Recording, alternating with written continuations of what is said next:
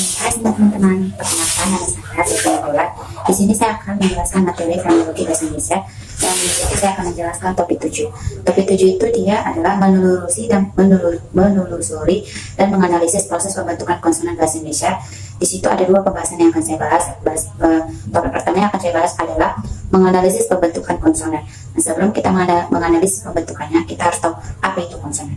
Nah, konsonan itu ialah bunyi bahasa yang dalam proses pembentukannya arus udara datang dari paru-paru dan mendapat halangan berbagai titik artikulasinya.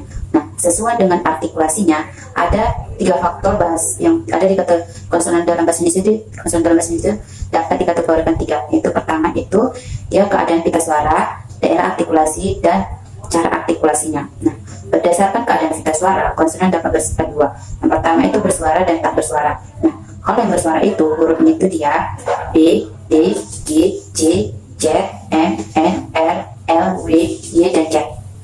Nah, kalau yang tidak bersuara itu dia hurufnya itu dia C, F, H, K, V, Q, S, T, V, W, dan X. Nah, terus yang kedua itu berdasarkan daerah artikulasinya, konsonan dapat bersifat 6 sifat. Yang pertama itu adalah bila-bila, itu hurufnya itu dia P, D, N, dan W.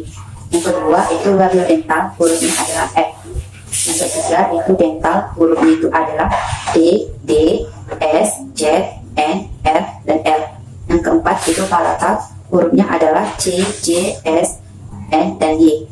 Yang kelima itu velar, hurufnya adalah K, G, X, sama N. Yang keenam itu glotal, hurufnya H. Nah, yang ketiga itu berdasarkan cara artikulasinya, konsonan dapat bersifat 7. Yang pertama adalah hambatan, hurufnya itu dia B, P, D, T, G, dan K. Terus yang kedua afrikatif, itu hurufnya C dan J, J dan J. Terus yang ketiga itu frikatif, hurufnya itu dia S, X, H, dan Z. Yang keempat itu hurufnya nasal, hurufnya itu dia M dan N. Yang kelima itu getar, hurufnya itu dia adalah L. Yang keenam itu lateral, hurufnya adalah L. Yang ketujuh semivokal, hurufnya adalah W dan Y. Oke, lanjut. Konsonan hambatan bila-bila, hurufnya adalah P dan B. Nah, konsonan hambatan bila-bila ini dilafalkan dengan kedua bibir, dengan bibir atas dan bibir bawah itu terangkat, sehingga udara dari paru-paru itu tertahan untuk sementara waktu sebelum katupan itu terbuka. Sebelum katupan itu terbuka atau dilepaskan. Contohnya itu dia pola, tertutup dan terbuka gitu kan. Terus apa, siap. Oke, lanjut. Konsonan hambatan, konsonan hambat alveolar itu T dan D. Itu umumnya itu dilafalkan dengan ujung lidah ditempelkan pada gusi. Nah, contohnya itu dia adalah tani. Oke, lidah kita tempelkan itu ke dalam gusi tani. Terus pantai atau tepat gitu kan. Terus lanjut. Konsonan hambatan velar itu K dan I. Itu dihasilkan dengan menempelkan belakang lidah pada laminan genap. Terus udara itu di sini dia dihambat dulu terus baru dilepaskan. Itu contohnya itu dia kala atau akar atau politik. Oke, lanjut. Konsonan frikatif alveolar S itu dihasilkan dengan menempelkan ujung lidah pada gusi atas sambil menjelaskan udara lewat samping lidah sehingga menimbulkan bunyi gesis. Oke, contohnya itu saya, masak, nanas. Oke, lanjut. Itu konsonan frikatif palatal tak bersuara, itu dia S. Ini S-nya ini berbeda, S-nya itu dia S, terus di atasnya itu dia ada huruf I kecil dengan istilah kayak mahkotanya gitu. Itu dia dibentuk dengan menempelkan depan lidah pada langit keras. Tetapi udara dapat melewati samping lidah dengan menimbulkan bunyi gesis. Contohnya itu sa, S-nya ini dia pakai yang tadi ada tanda V kecil di atasnya itu kayak mahkota. S, A sama K itu jadi S, Y, A, K jadi syak itu kan. Selanjut sah.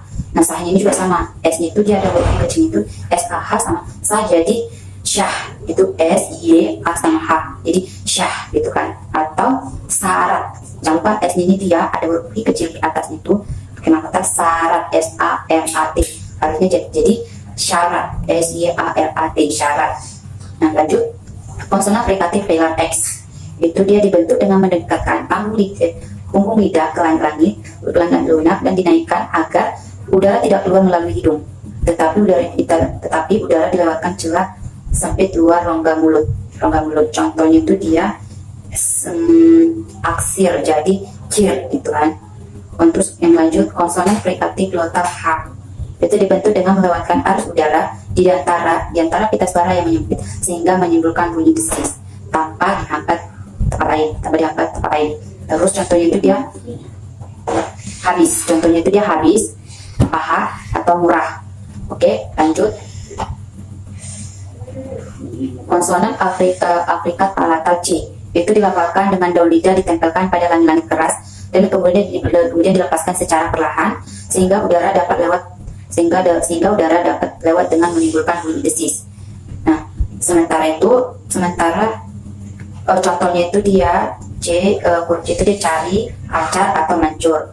Nah, kalau konsonan Afrika palatal C itu dibentuk dengan cara yang sama dengan seperti pembentukan C, tetapi pita suara itu dengan keadaan bergetar. Kalau yang C itu tadi dia pada suara kita juga tidak bergetar. Kalau yang C ini dia bergetar. Perbedaan orang tua itu yang kalau C dia tidak bergetar, kalau yang C itu bergetar.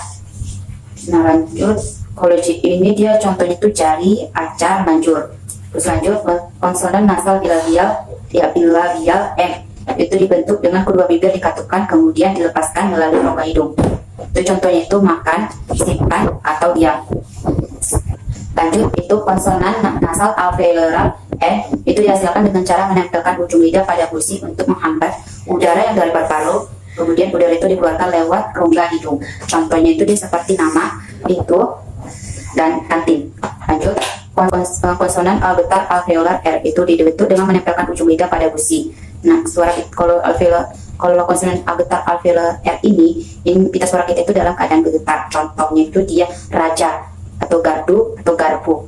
Nah, contoh lanjut, konsonan lateral alveolar L dihasilkan dengan menempelkan daun lidah pada gusi dan mengeluarkan udara melewati samping lidah. Sementara itu pita suara dalam keadaan bergetar, sama seperti huruf R tadi yang konsonan R itu ya. Contohnya itu lama, malam, dan mahal. Oke, lanjut. Konsonan semivokal bilabial W itu dia dilafalkan dengan mendekatkan kedua bibir tanpa menghalang udara yang dihembuskan dari paru-paru. Contohnya itu waktu awal kalau. Nah, kalau semivokal palatal Y itu dihasilkan dengan mendekatkan lidah pada langit-langit keras tetapi tidak sampai menghambat udara yang keluar dari paru-paru. Contohnya itu yatim, kaya, saya, sungai, yang gitu. Oke, yang kedua topik yang kasih bahas itu adalah menganalisis alofon konsonan. Oke, sama seperti halnya dengan vokal, setiap konsonan itu mempunyai alofon yang banyak dan ditentukan dalam posisi fonem tersebut dalam kata atau suku kata. Nah, fonem P ini mempunyai dua alofon, yaitu P kecil biasa dan P yang di samping seperti gambar ini. Terus dia kalau alofon P biasa itu dia alofon lepas, artinya kedua bibir yang terbuka itu menghasilkan bunyi. Nah, sebaliknya kalau alofon P yang seperti ini itu adalah alofon tak lepas, artinya kedua bibir itu terkatup untuk beberapa saat sebelum pembentukan bunyi berikut.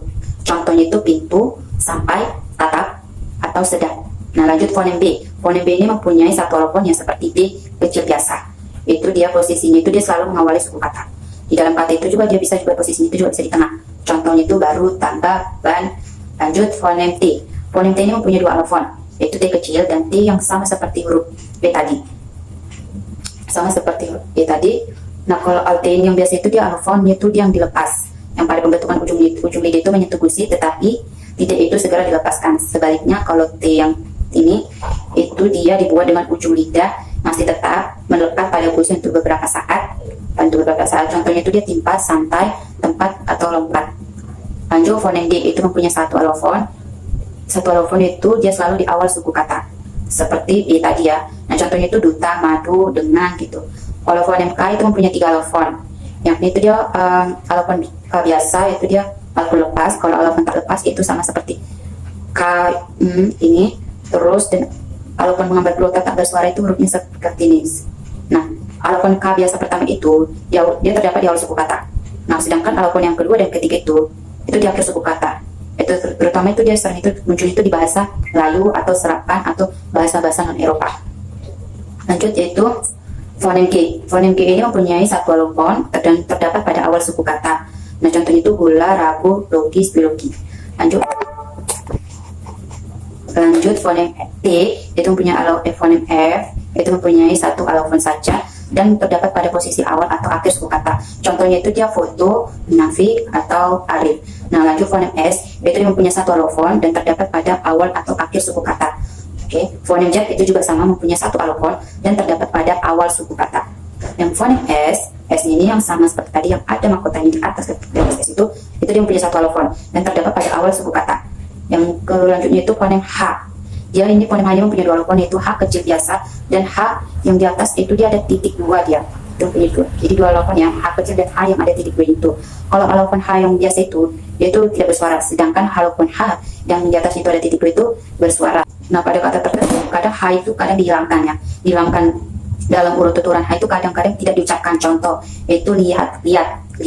Harusnya kan lihat, harus ada hat. Tuh, jadi lihat, jadi lihat. Atau rumah, harusnya kan jadi rumah gitu kan. Atau boleh, harusnya jadi boleh. Atau tahu, harusnya jadi tahu. Oke, fonem C itu mempunyai satu alofon, yaitu C seperti biasa.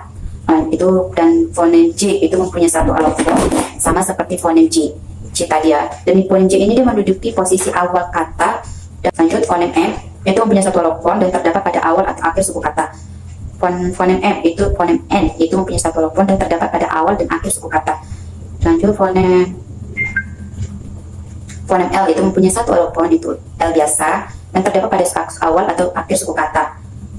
Lanjut fonem W itu mempunyai satu alofon, yakni W biasa kecil, itu dia terdapat pada awal suku kata.